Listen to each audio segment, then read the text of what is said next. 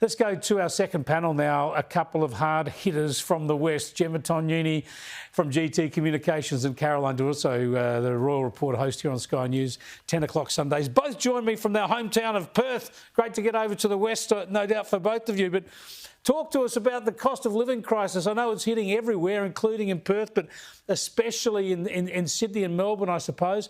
This study out today, they're saying a household, in order to afford a house, actually needs to be earning 40% above the average income. That's a problem, isn't it, Caroline?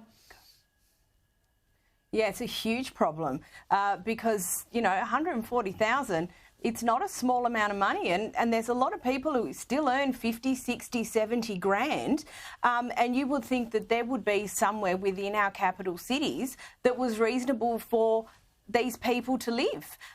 Because, you know, if you're waiting tables, you are not earning 140 grand a year. But guess what? We need people to wait tables. We need people to work in shops. And those people need to be able to be within, you know, a reasonable distance to be able to commute to work. That there is becoming increasingly more difficult. So then you have the issue of businesses aren't able to get employees because people either can't or are unwilling to travel the distance.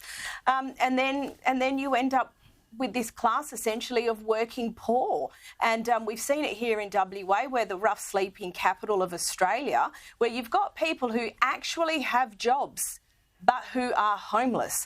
So that 140,000 a year obviously makes it very difficult to buy a house, but equally still it's difficult to rent. Yeah, we're talking about household incomes here. So typically we're talking about two people, a couple of some kind getting a house, Gemma, but still it's 40% above the national average household income. And it's just far less attainable than it was in the past. And what worries me, following on from what Caroline was saying, there's going to be some of those essential jobs, especially in the big cities, nurses, teachers, police officers, they won't be able to afford to live anywhere near where we need them to be working. We're going to end up with subsidised housing for all those jobs. It's actually symptomatic of a much bigger systemic problem that people like us have been talking about for some time now, and that is the lack of political will for decades, not just this government but the previous government, to reform and to deliver meaningful reform, to boost productivity, to refine and make our taxation system more efficient, to attract investment back to Australia. But I think the other thing that's really linked to this story, Chris, is the polling that came out today that showed not just falling support for The Voice, which is a side issue, but that the Prime Minister's support is concurrently falling with that. And there's a very simple reason for that, because it's always the one thing. It's the economy, stupid. It's always the economy.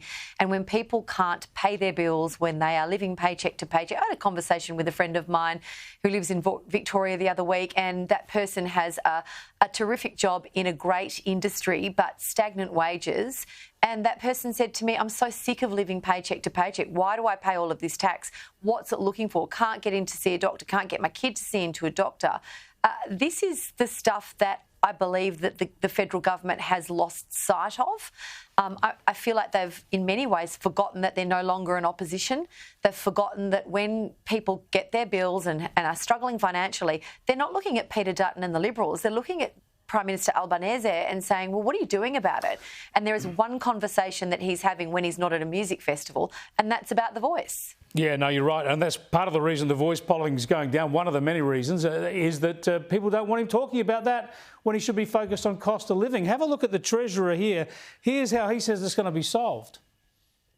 Housing costs are such a big and important part of the cost of living pressures that people are facing. To put it bluntly, there are not enough homes and rents are too high. And that's why the government is focused on a broad and ambitious housing agenda, and why the passage of the Housing Australia Future Fund is absolutely critical.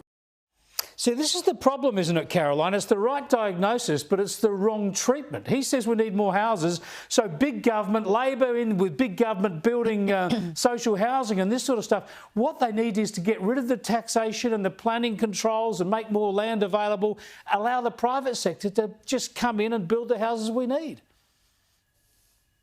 Absolutely, and I did the numbers on the original hand down of this policy, and it was like 83 grand a dwelling when you broke it down. So I call it the Donga Fund because that's about all you're going to get for 83 grand a pop. But you're absolutely right.